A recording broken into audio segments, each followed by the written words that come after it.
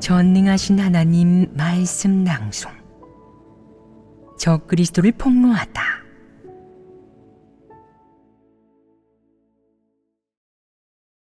제7조.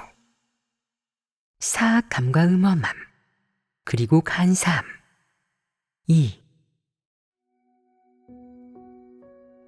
캐나다 교회의 적그리스도 사건을 처리하고 나서 어떤 사람들은 이렇게 생각한다. 이들은 몇 년간 본분을 이행했는데 적그리스도가 나타나 교란한 일 때문에 격리당했어. 그에게 위기감이 엄습한다. 하나님께서 노하시면서 사람을 저주하시는 모습은 처음 봐. 적그리스도의 일당, 공범자, 추종자까지 봐주지 않으시니 정말 매정하시네. 평소엔 항상 하나님께서 인간을 사랑하고 긍휼히 여긴다고 하시면서 이번에 정말 사람이 견디기 버거울 정도로 화를 내시네. 그들은 가슴이 두근거리기 시작한다. 너희는 이런 생각이 옳다고 생각하느냐? 옳지 않습니다. 왜 옳지 않다고 하느냐? 이 일을 어떻게 대해야 하겠느냐? 너희가 설교를 들은 게 몇 년째냐? 최소 5년 이상은 되지 않았느냐? 그럼 우리가 많은 일에서, 특히 원칙성이 비교적 명확한 일에서 공감대가 형성되어야 하지 않겠느냐? 공감대가 무엇이냐? 일종의 이심전심이다. 내가 어떤 일을 하면서 너희에게 그 이유를 말해주지 않았는데도 너희가 왜 그런 건지 마음속으로 이미 다 알고 이해하며 받아들이고 또 긍정적으로 깨닫는 것이다. 이를 이심전심이라고 한다. 이는 어디에서 기인하느냐? 사람이 설교를 많이 듣고 어느 정도 진리를 깨달아 서로에 대한 이해가 깊어지고 내가 많은 일을 분명히 설명해주고 나의 관점과 생각, 일하는 원칙, 그리고 너희가 깨달아야 할 것과 해야 할 것 등을 너희에게 알려주고 내 관점이 이런 것이라고 알려준 다음 너희가 내 관점을 받아들이고 내 관점에 따라 사물, 본분, 신앙, 삶, 사람을 대한다면 우리 사이의 이심전심이 갈수록 많아지지 않겠느냐? 그럼 캐나다 교회를 처리한 문제에 있어서 우리가 이런 이심전심의 수준에 이르렀느냐? 오늘 내가 이렇게 해석해 주지 않는다면 우리가 어느 정도로 이심전심이 되겠느냐?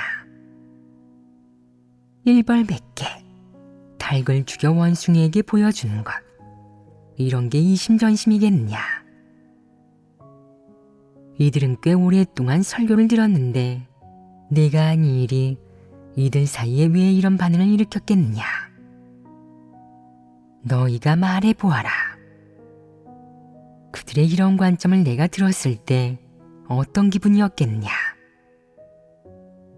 이런 말을 하는 사람이 있다니 이 얼마나 비극적인 일인지 느끼게 되었다. 이런 느낌이 들지 않았겠느냐? 그러셨을 것입니다. 어째서 그랬을 거라 생각하느냐? 이런 말, 이런 관점, 이런 인식과 이해의 방식은 존재해서도 안 되고 나타나서도 안 된다. 그런데 지금 나타난 결과는 뜻밖의 일이고 나의 예측과 예상에서 크게 벗어나는 것이니 내가 일로 수치를 느낀다. 이렇게 묻는 사람이 있을 것이다. 그렇게 심각한가요? 이는 침소봉대가 아닌가요? 너희에게 이렇게 답해 주겠다. 이 일은 큰 일이라고 할 수 없지만 그렇다고 작은 일이라고도 할 수 없다.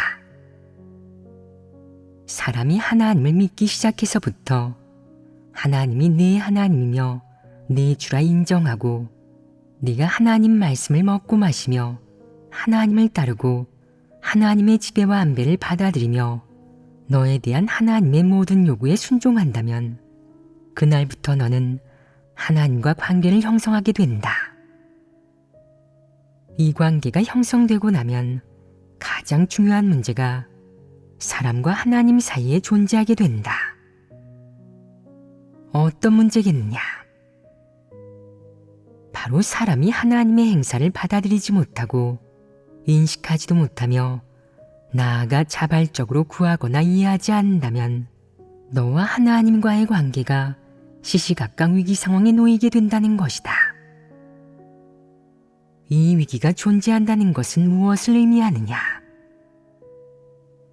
네가 하나님 말씀을 얼마나 먹고 마시든 네가 하나님에게 어떻게 순종할 생각이든 이 위기가 하루라도 존재하는 한 네가 하나님을 따르고자 하는 사실, 하나님의 구원을 받아들이고자 하는 바람은 성립되지 않고 산산조각 나서 환상이 되어버릴 것이다. 어째서 이렇게 말하겠느냐? 사람이 하나님과의 관계가 비정상이고 이 위기가 존재하는 한 하나님과 정상적인 관계를 유지할 수 있겠느냐? 그렇다면 너와 하나님의 관계는 과연 어떤 관계이겠느냐? 서로 합하는 관계이겠느냐?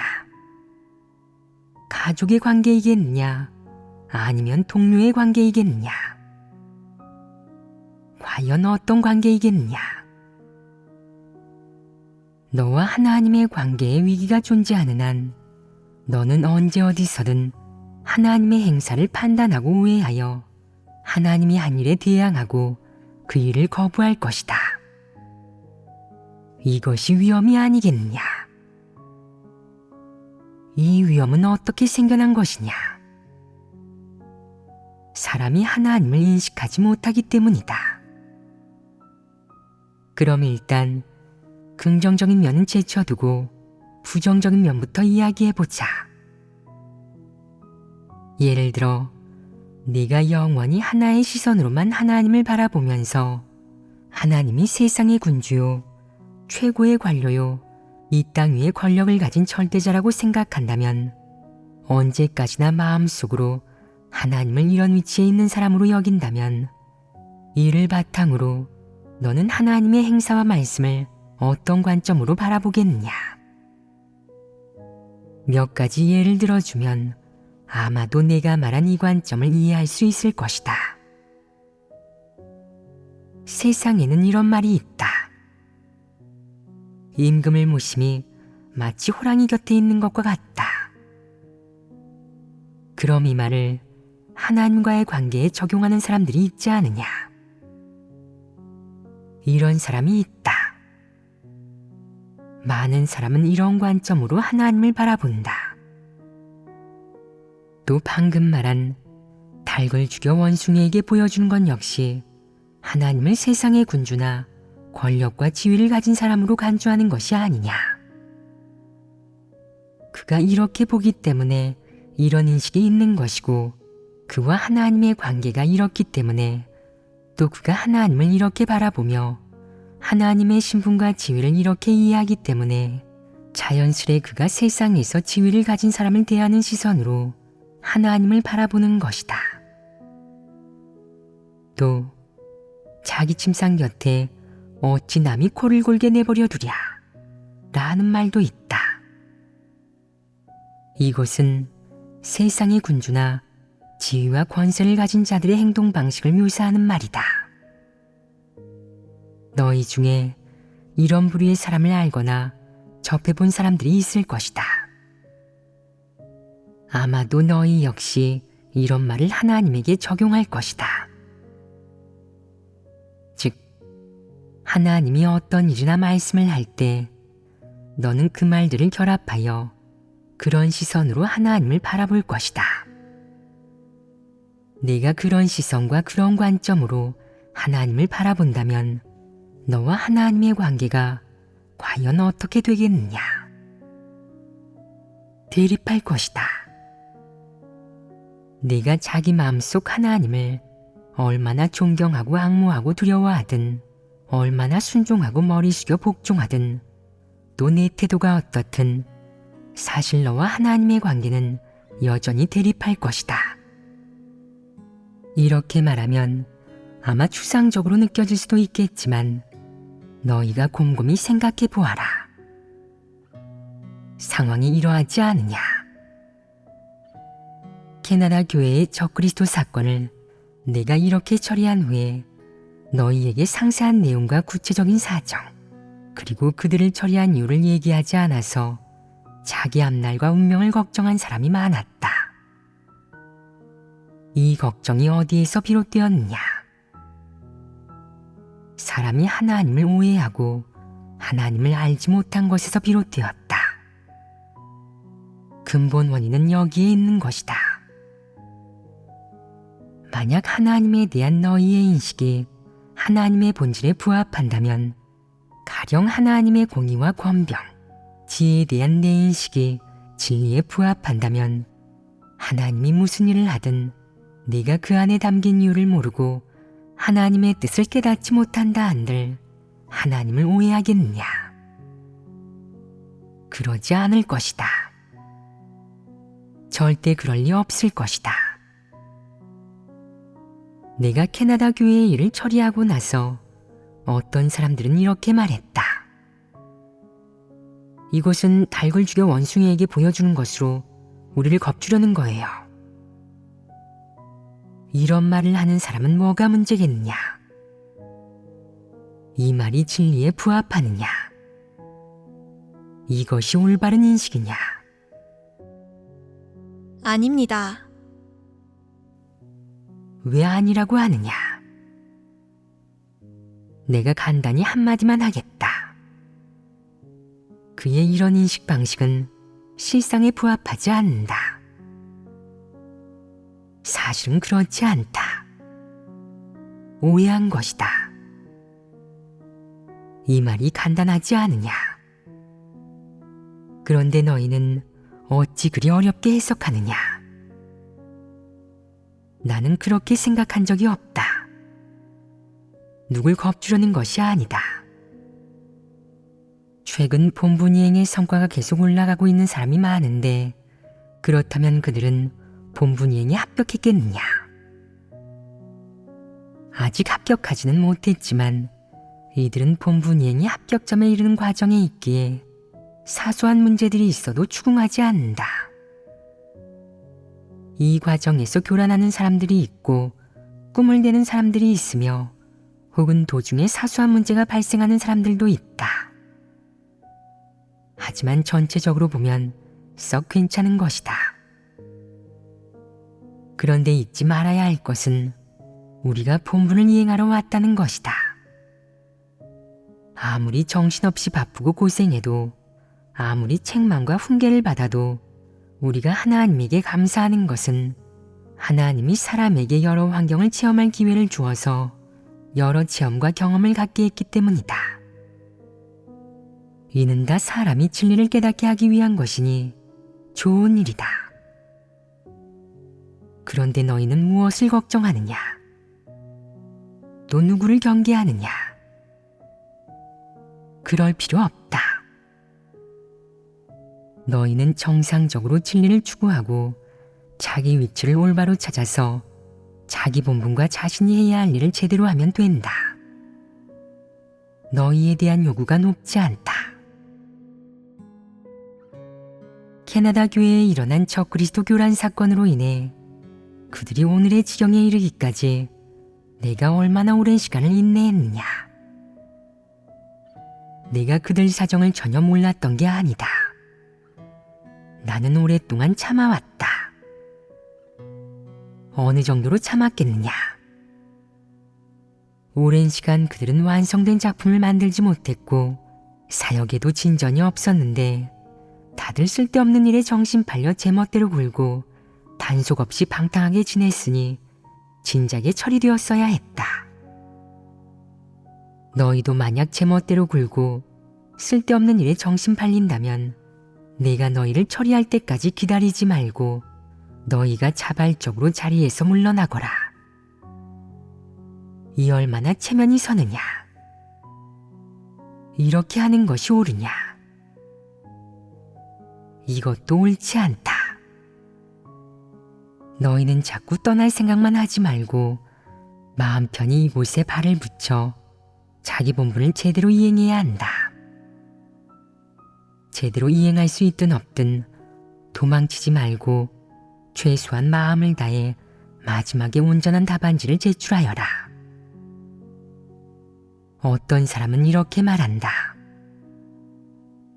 저는 자질이 떨어지고 가방끈도 짧아서 별 재능이 없어요.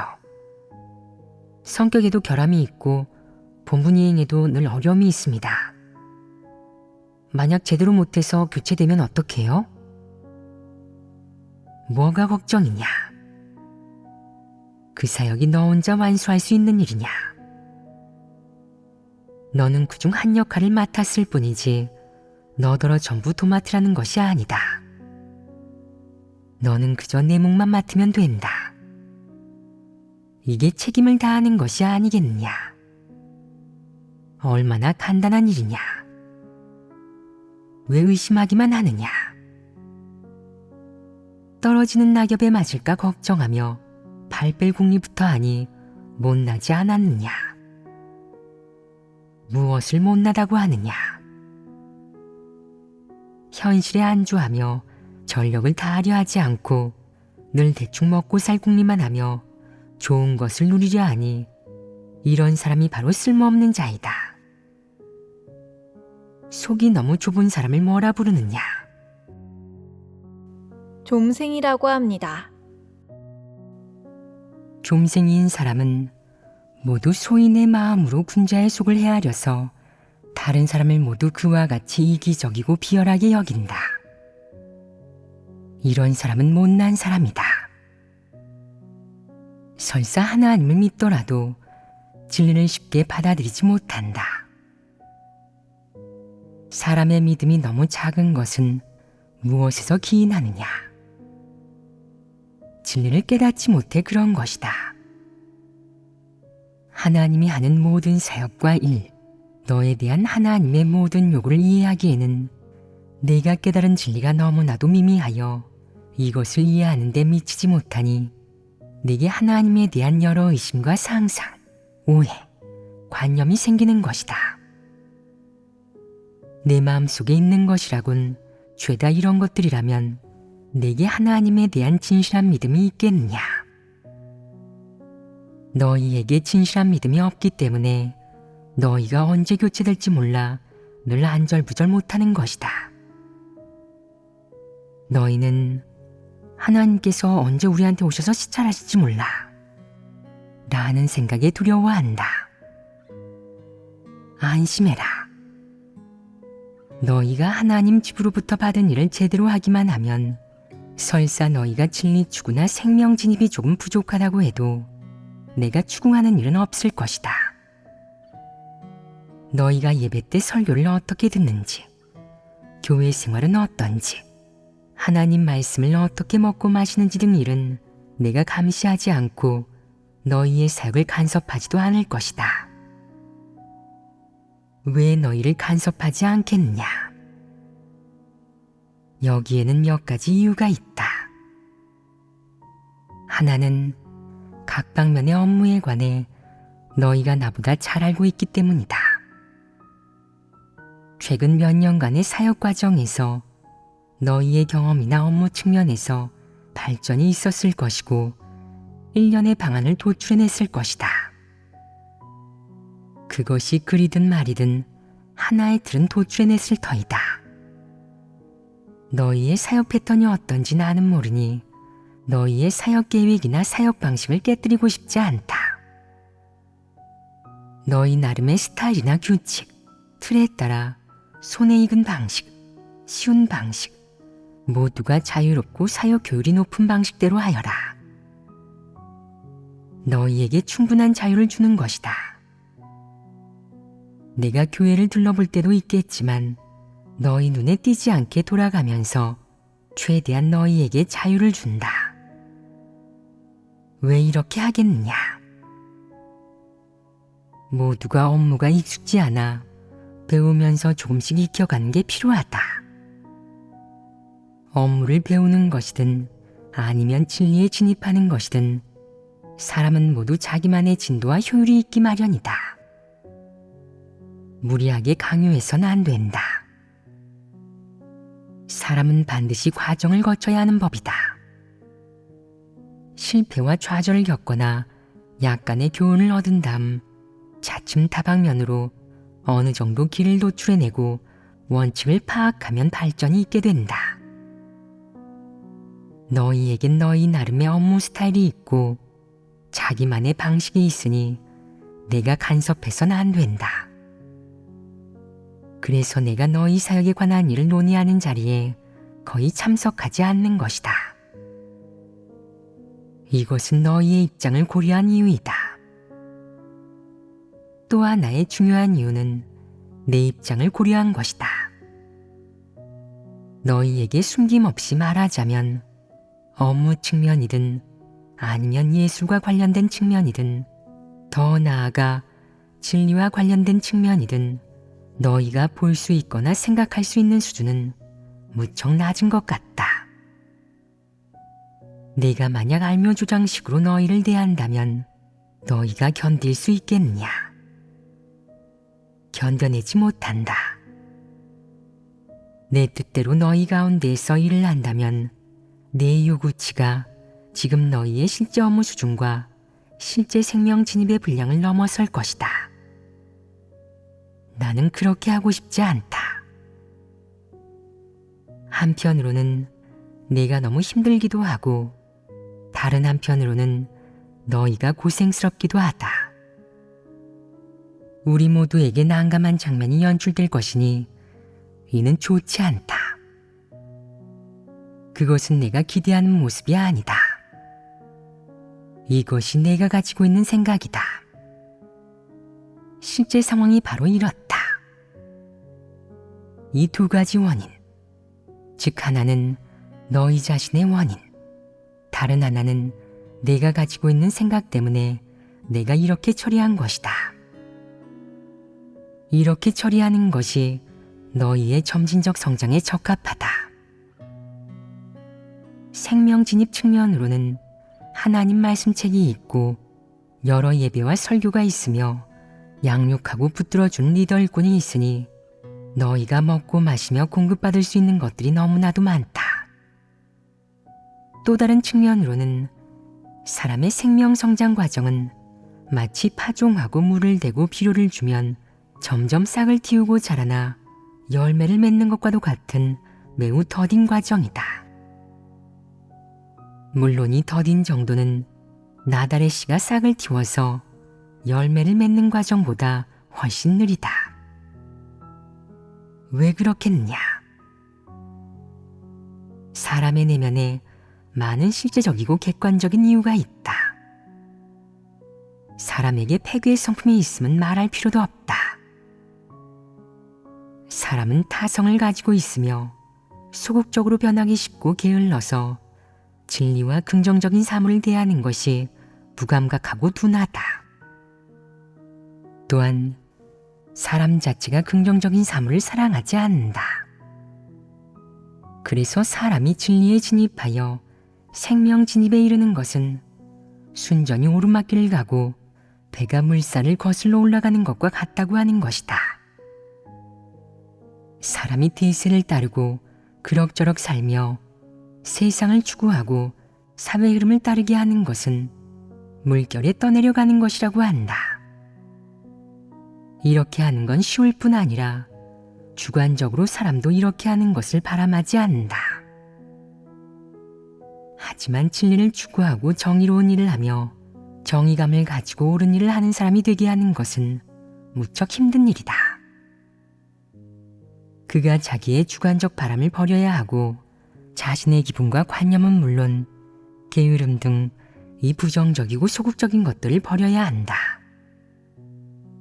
자기 상상에 부합하지 않는 사람이나 사역 파트너, 환경을 마주하고 나아가 전곡을 찌르거나 듣기 거북한 말을 들으면 기도로 이겨내야 하니 그가 하나님을 믿고 진리 추구의 길을 가는 데에 장애물이 너무 많은 것이다. 그의 심지가 깊고 진리를 추구하겠다는 의지가 강하다면 한두 해를 체험한 후 어느 정도 성장할 것이다. 그러지 않고 자기 성미대로 하면서 될 대로 되라는 식이라면 그의 성장은 더디기만 할 것이다. 어쩌면 얼마 동안 특수하고 뜻깊은 일이 일어나 그가 교훈을 받아들이고 책망과 훈계를 받아 마음 깊은 곳에 엄청난 상처와 자극을 받아야만 그의 생명 진입에 자그마한 전환점이 생길지도 모른다. 이 전환점으로 인해 그가 성장할 수 있겠느냐? 아직 그럴 수 없다. 그동안 그가 어떻게 진리를 향해 구하는지에 달려 있다. 그가 만약 이치만 떠들고 육적인 편안함만 탐하며 그다지 진리를 사랑하지 않는 사람이라면 이 일은 그에게 있어 수박 겉핥기식의 교훈이 될 수밖에 없기에 진리를 깨닫지는 못할 것이다. 사람의 생명 성장이 더딘 정도에 따라 내가 너희와 이런 식으로 거리를 유지하면서 이런 방식을 취하는 것이 적절하지 않겠느냐. 이렇게 하는 것이 너희에게 더없이 유익하다. 최소한 너희는 마음이 편할 것이다. 내가 너희를 온종일 살피고 지켜보면서 24시간 숨돌릴 틈 없이 각고의 노력을 기울이라고 하면서 별도로 너희에게 부담을 주지는 않을 것이다. 나는 그렇게 인위적으로 하지 않고 너희가 순리에 따르게 할 것이다. 순리에 따르는 것이 너희가 방종해도 된다는 뜻이겠느냐? 그렇다면 어째서 내가 안심하고 너희를 지켜보지 않겠느냐? 성령이 감찰하기 때문이다. 또한 진리를 추구하는 사람이라면 그에게 그런 필요가 있고 그가 마음속 깊이 진리를 추구하고 싶어 하기에 네가 지켜보지 않아도 그는 진리를 추구할 것이다. 그가 바로 정직하고 옳은 일을 하는 사람이다. 만약 그가 정직한 사람이 아니라면 네가 지켜보고 있어봤자 소용없다. 지켜보더라도 그는 겉으로만 반응할 뿐이고 네가 잠깐이라도 한눈 팔면 그는 구색만 맞추다 돌아서서 본색을 드러낼 것이다. 진리 추구는 사람이 감시할 수 있는 일이 아니다. 내가 이 일을 꿰뚫어 볼 수 있기 때문에 이런 식으로 너희와 지내고 접하는 것이 더할 나위 없이 적절하다. 캐나다 교회의 일이 모두 분명하게 설명되지 않았느냐? 그렇다면 너희는 이 일에서 어떤 진리를 깨달았느냐? 앞으로 이런 일이 일어나도 계속 이것이 일벌백계이고 닭을 죽여 원숭이에게 보여주는 것이라고 하겠느냐?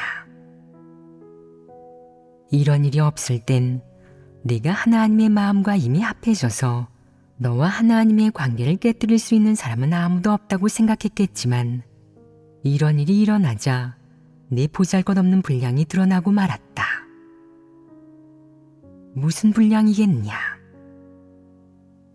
너는 내가 주님을 맡을 수 있다고, 고생할 수 있다고, 내 의지가 예전보다 강하고 믿음도 커져서 곧 온전케 될 거라고 생각했다.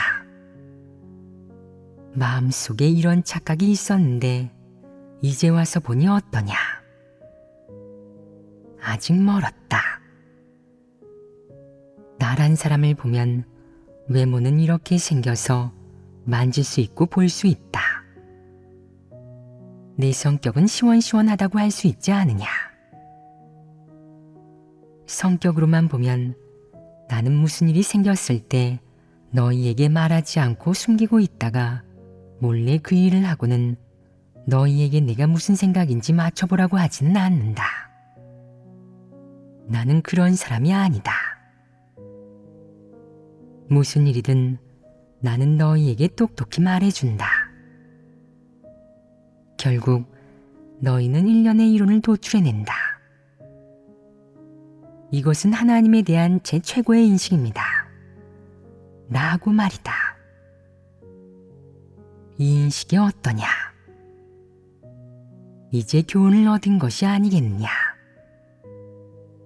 이것이 하나님에 대한 너희의 가장 실패한 인식이라고 할 수 있지 않겠느냐. 내가 하는 말을 너희가 들을 수 있고 내 외모를 너희가 볼 수 있으니 나는 너희가 만질 수도 볼 수도 있는 뼈와 살이 있는 사람이다. 내가 겨우 이 정도의 일만 해도 너희는 짐작하지 못하니 우리가 공감대를 형성하지 못한 것이고 고작 이 정도의 이신전심도 안 되는 것이다. 너와 하나님 사이의 거리가 얼마나 머냐. 너는 하나님을 인식하기에 아직 멀었다. 이것이 진실한 말이고 실제 상황이다. 너는 본분을 이행할 수 있다고 해서, 하나님을 오래 믿어서 도리를 말할 수 있다고 해서 하나님에 대한 인식이 있다고 생각하지 마라. 잘 들어라. 너는 아직 멀었다. 내게 대단한 능력이 있다고 생각하지 마라. 사실 너는 하나님을 인식하기에 아직 멀었고 근처도 가지 못했다. 어떤 일이든 다 사람을 드러낼 수 있다. 캐나다 교회를 처리한 일의 경우에도 일부 사람들이 드러났다. 사람은 이런 다양한 환경과 사건에서 끊임없이 성장하고 자신을 인식하고 하나님을 인식하여 하나님의 행사와 성품을 이해하고 사람의 폐역, 그리고 사람과 하나님이 과연 어떤 관계인지 인식해야 한다. 아울러 진리에 대한 자신의 이해와 인식, 그리고 하나님에 대한 인식이 어느 정도인지 똑똑히 알아야 한다. 이런 일을 통해 내 진실한 분량과 내적 상태를 가늠하는 것이다. 너희가 이번에 교훈을 좀 얻었느냐? 다음부터는 이런 인식이 더 이상 생기지 않도록 노력하여라. 이는 도무지 이해할 수 없는 가슴 아픈 일이다. 너희가 말해보아라. 이것이 이렇게나 오래 이야기할 일이었느냐? 그래서는 안 될 일이었다. 왜 그래서는 안 될 일이라고 하겠느냐? 너희가 알고 있는 글귀와 도리에 따라 이 정도의 일은 너희가 통과할 수 있어야 한다. 혼자 생각해 본 다음 다 같이 교제해서 이렇게 극단으로 치우치지 않게 상대적으로 순수히 이해할 수 있어야 한다. 그런데 결국 지금은 극단으로 치우쳤으니 내가 일부 구체적인 내용을 교제해야 했던 것이다. 이번 교제로 모두의 마음이 환해지지 않았느냐? 이 일과 관련하여 다른 생각이 들면 안 될 것이다. 그렇지 않으냐? 그렇다면 그들을 이렇게 처리한 것이 과하다고 할 수 있겠느냐? 이 일은 여기까지 교제하겠다.